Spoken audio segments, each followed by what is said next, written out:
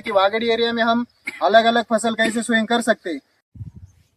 નમસ્કાર ખેડૂત મિત્રો, વાગડની ચેનલમાં તમારા બધા મિત્રોનું હાર્દિક સ્વાગત છે। અમે આજે એક ફરી નવા પાક સાથે તમને રૂબરૂ કરાવીએ। આ અમારો પાક ટમેટાનું વાવતર છે અને ખૂબ સારું એવું અમને લાગી રહ્યું છે કે ટમેટામાં પણ અમે થોડા આગળ વધી અને સફળ થાય એવું દેખાઈ રહ્યું છે। અમે આગલા વર્ષે પણ 1.5 એકરમાં પ્રયોગ કર્યો હતો અને એ જ રીતે આજે બીજા વર્ષે અમે થોડું વધારે વાવતર કર્યું છે। તો તમને પણ અમે જણાવીએ કે ટમેટામાં શું કરવું જોઈએ કે વાવેતર ના કરવું જોઈએ। એટલા માટે આ બધા ખેડૂત મિત્રો આજ આપણે વાડીએ મુલાકાત લેવા આવ્યા છે અને ટમેટાની રૂબરૂ નિહાળી અને બધા ખેડૂત મિત્રોએ ખૂબ સારું વાવતર છે અને ખૂબ સારા ટમેટા છે એવું અમને પણ જણાવ્યું છે। અને આ જે ટમેટા છે એને 2 મહિનાનું વાવતર થયું છે અને આ જેની ટ્રીટમેન્ટ આપણને જે માર્ગદર્શન આપીને આપણે આ ટમેટાની ખેતી આગળ કરી રહ્યા છીએ એવા સાહેબ આવતે વનિતા એગ્રોમાંથી સાહેબ આવ્યા છે, વિશ્વાસ સર। એમને પણ આપણે થોડી મુલાકાત લઈને પૂછીએ કે આપકો कैसा लगा सर हमारा इधर का प्लॉट। नमस्ते खेडूत मित्रों, अभी ये टमाटर है, ये विरांग वैरायटी का टमाटर है और इस टमाटर का इस वैरायटी का अगर देखा जाए तो सबसे मेजर एक ही प्रॉब्लम होता है कि इसको जब से सेटिंग हो जाती है उसके बाद इसकी वेजिटेटिव ग्रोथ रुक जाती है, पहला प्रॉब्लम। दूसरा, सेटिंग के बाद इसका लीफ कर्ल होना स्टार्ट हो जाता है। तो ये जो मेजर 2 प्रॉब्लम है ये इस प्लॉट में कभी भी दिखे नहीं है और दिखेंगे भी नहीं। जो अभी जो हेल्थ उसकी दिख रही है उसके हिसाब से जब वेजिटेटिव ग्रोथ जाती है तो सेटिंग कम मिलती है, लेकिन यहाँ पे वैसा कुछ नहीं। वेजिटेटिव ग्रोथ भी चल रही है, रिप्रोडक्टिव ग्रोथ भी चल रही है, मतलब सेटिंग भी अच्छा दिख रहा है।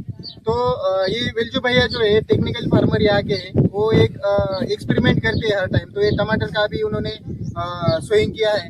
अभी 60 दिन का प्लॉट है, उसके हिसाब से उसका सेटिंग भी अच्छा है, साइज भी अच्छा चल रहा है। और टमाटर का जैसे साइज चलता है वैसे ग्रोथ रुक जाती है, लेकिन यहाँ पे ग्रोथ भी चल रही है, फ्लावरिंग भी चल रही है, सेटिंग भी चल रही है, मतलब सब स्टेज यहाँ पे अच्छा चल रहा है।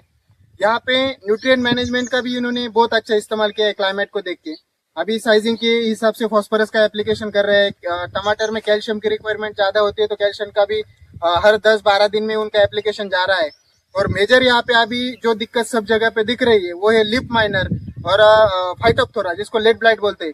तो वो एक भी सिम्टम्स पत्तों में भी नहीं दिख रहा है, फंगस भी नहीं दिख रहा है, इंसेक्ट भी नहीं दिख रहा है। तो ये बहुत उनका अच्छा अचीवमेंट है। तो मैं ये वागड़ एरिया में जो भी खेडूत अभी नया सोच रहे हैं क्रॉप का, तो मैं उनको वही बोलूंगा कि अभी कैश क्रॉप की तरफ आपको जाना चाहिए, क्योंकि कम दिन में अच्छा प्रॉफिट देने वाला यही क्रॉप है।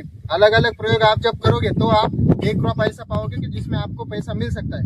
तो वेलजी भैया को मैं सभी खेडूत की तरफ से वही रिक्वेस्ट करता हूँ कि आपका जो एक्सपीरियंस है वो ऐसे यूट्यूब या इंस्टाग्राम की सोशल मीडिया की तरफ से आप शेयर करो, ताकि उनको भी समझे। तरबूज का भी है, बॉटल गार्ड का भी है, तो ये सब क्रॉप इन्होंने अभी खेडूत मित्रों के लिए बनाए रखे। तो मैं वही रिक्वेस्ट करूंगा कि जिनको भी सोइंग करना है वो पहले इनको आके मिले, उसके बाद में आप इस एरिया का डिसीजन ले सकते हो। Thank you. ખૂબ ખૂબ આભાર સાહેબનો। ખૂબ સારી એવી માહિતી આપી આપણને કે આપણી જમીનમાં પણ ખૂબ સારું એવું ઘણું વાવતર થઈ શકે એમ છે જો આપણી સમજ અને આપણી બુદ્ધિપૂર્વક આપણે વાવેતર કરી અને જો આગળ વધીએ તો ખૂબ સારું એવું ઉત્પાદન પણ આપણને લઈ શકીએ।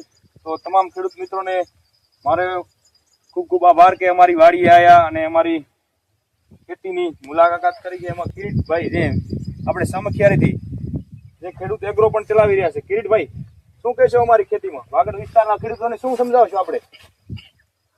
વાગડ વિસ્તારના ખેડૂતોને આમ તો 2-4 પાકમાં જ વધારે પડતા આમ ખેતી કરતા હોય છે, પણ આમ હવે સમય એવો છે કે આપણે આધુનિક રીતે જેમાં યુગ આધુનિક રીતે બદલાઈ રહ્યો છે એ પ્રકારે આપણે ખેતીમાં પણ બદલાવ કરવો પડશે એમ, તો આપણી પ્રગતિ થશે અને આપણે આર્થિક રીતે સદ્ધર થશું એમ।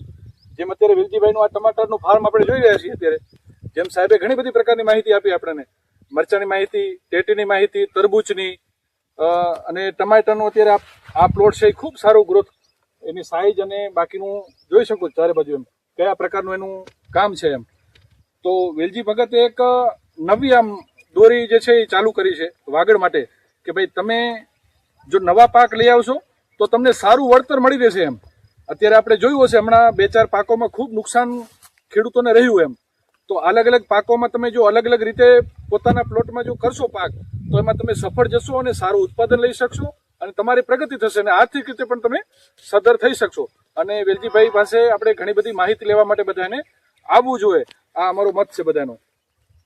ખૂબ સારી વાત કરી કિરીટભાઈએ કે આપણે વાગડ સૌથી આગળ, જે આપણું સૂત્ર છે એવી જ રીતે વાગડ સૌથી આગળ કરવા માટે અવનવા પાક કરી, આધુનિક ખેતી કરી અને આપણે વાગડ સૌથી આગળ લેવા માટે ખૂબ મહેનત કરી અને આપણે આગળ લાવવા માટે બધા મિત્રોને ખૂબ પ્રોત્સાહન આપીએ કે અમારી વાડીએ આવો, તમને અમે પણ અનુભવ આપી અમારો, તમારો અનુભવ અમને આપો અને એવી રીતે આપણે આગળ લઈ જઈએ વાગડને.